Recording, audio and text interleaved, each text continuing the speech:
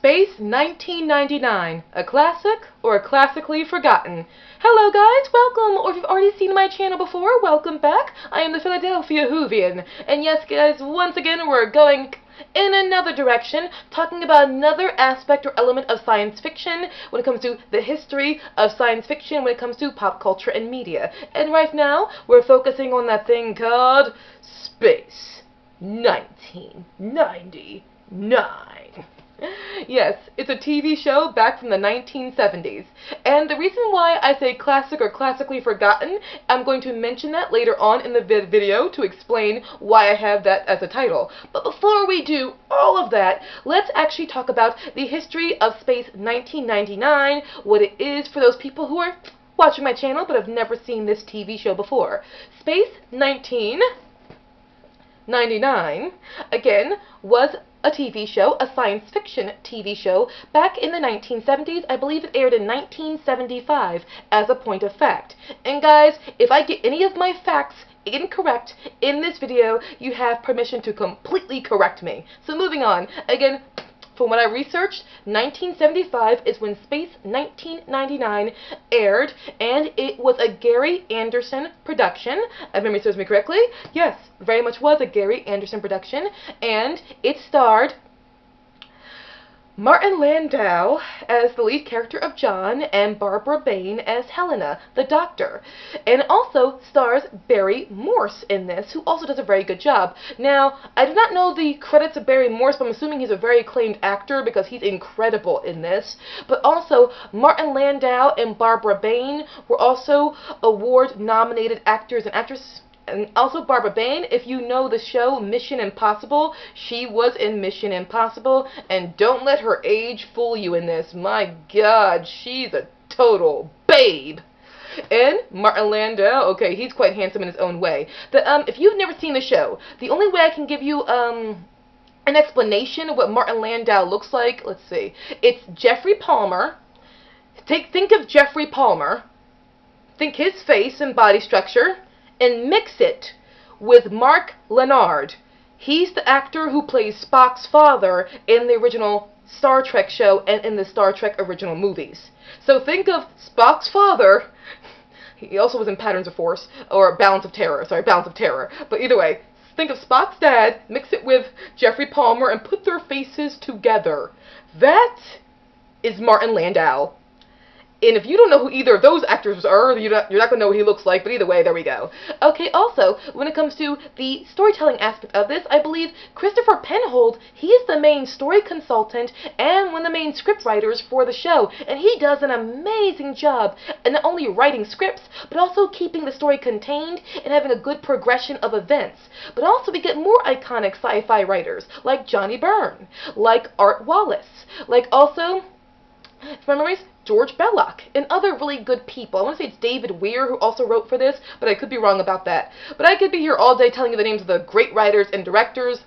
Let's go on to now the plot of this all. The plot of Space 1999 takes place in September 1999, and of course this aired in the 70s, so this is like really futuristic for them. And there is a moon base called Alpha on the moon, and their dream is to land on a planet called Meta. So their dream is to, the whole world, their dream is to have a spaceship land on this planet called Meta. But there is some sort of sickness going around affecting, it's like getting what they call space sickness or space happy, but it's leading to astronauts dying on Alpha.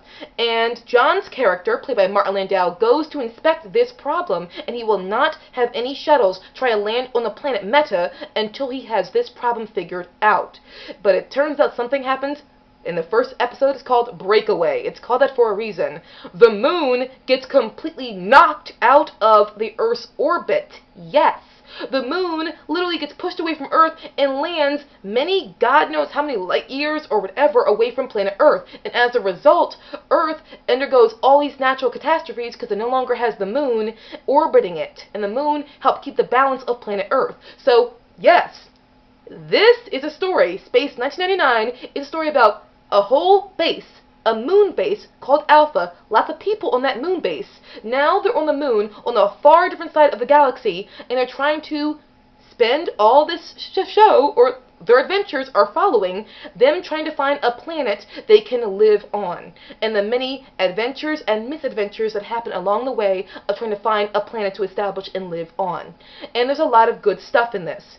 If you are a hardcore science fiction person, or you want to be a science fiction writer, I heavily recommend seeing Space 1999. I heavily recommend it.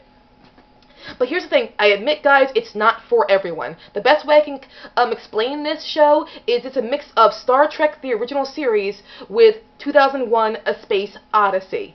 Mix them together, boom, Space 1999. That's what I say that because I mean the pacing. Because Space 1999, the pacing is not for everyone. It is very slow paced, and the action mostly takes place through the narrative. You have to really focus and watch this show to really retain what is happening. But it's totally worth it. If you just sit down and apply yourself, you will get invested in everything going on, and there's a lot of really intelligent concepts in this as well. And to really explain to you what's happening with sci-fi up until this point, I'm going to give you kind of the history of science fiction, or these large scientific elements in shows or movies up until this point. First, we're going to go with the idea of the monster movies. Back in the 1950s, I believe it was 1953 and 1954, or some of that time, you have movies like The Beast from 20,000 Fathoms and Them. These were iconic, very iconic, monster black and white films. Oh yeah, you guys think that the disaster movies are a new thing? No, they're not. It's just Hollywood returning back to its roots. And also things like It Came from Beneath the Sea. These are large movies with a lot of, hardcore scientific elements to them to explain the phenomena that's happening in the movies. But we see with movies like these not only a rise of the fantastical, but also a rise of the scientific to explain the fantastical. These are very science-oriented movies, along with movies like It Came from Beneath the Sea, where clearly scientists, actual scientists, were called in to consult for these movies to explain the science, because science is now used in television and movies to explain the unexplainable, to bring scientific possibilities to what is scientifically impossible.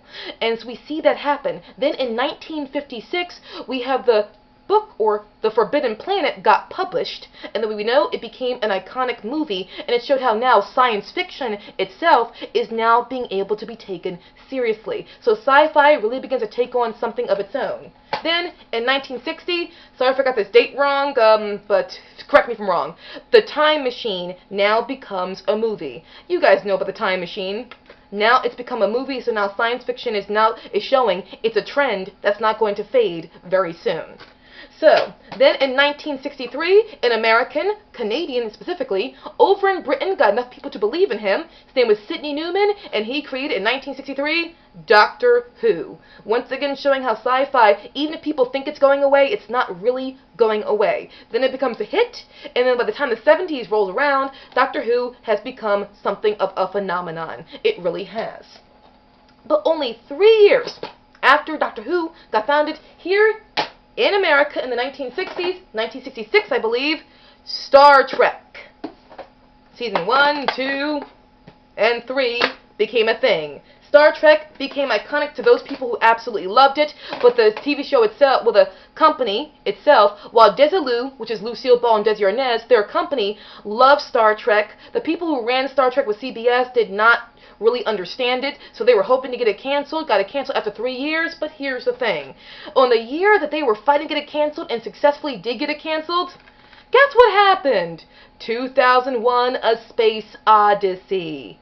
Yeah. Now sci-fi is here to stay, and they totally would end up regretting with probably the idea of Star Trek being canceled when it was. But luckily, what happened? In 1973, what aired on TV? Star Trek, the animated series.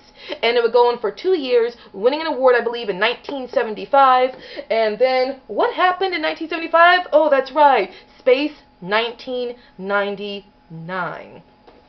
So at this point, sci-fi, if you look at all of these, or you know much about these, sci-fi mainly appeals to 3 different audiences: children, the casual viewer, and the hardcore intellectual. And if you're fortunate, your show or your movie appealed to all three.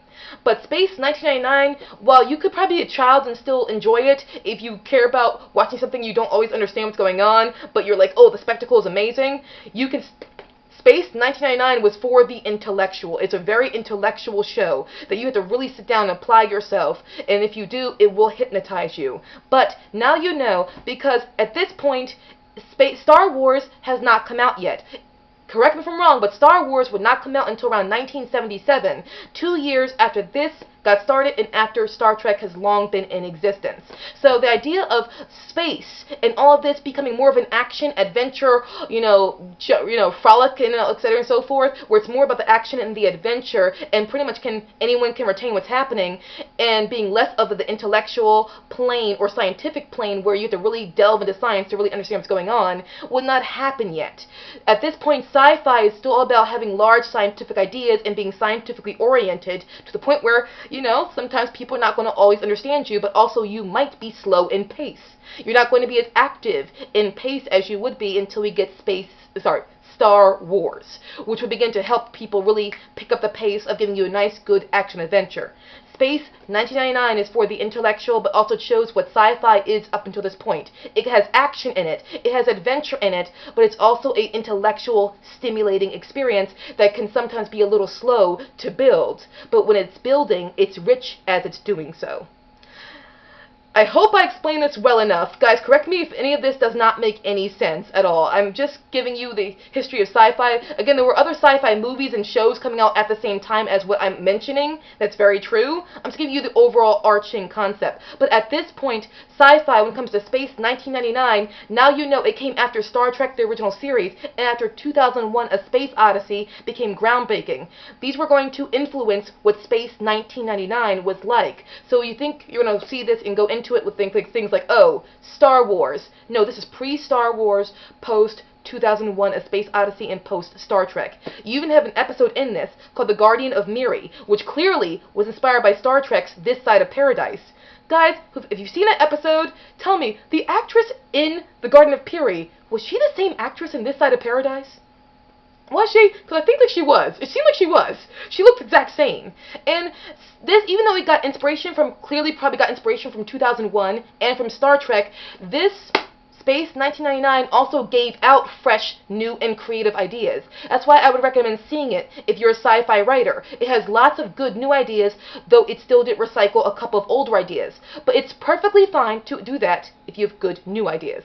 And this concludes this video. Guys, I think it is a classic. Hope you guys see it. Please. So if you saw it, tell me what you think. Bye, guys. Because I think it's a classic. Bye, guys.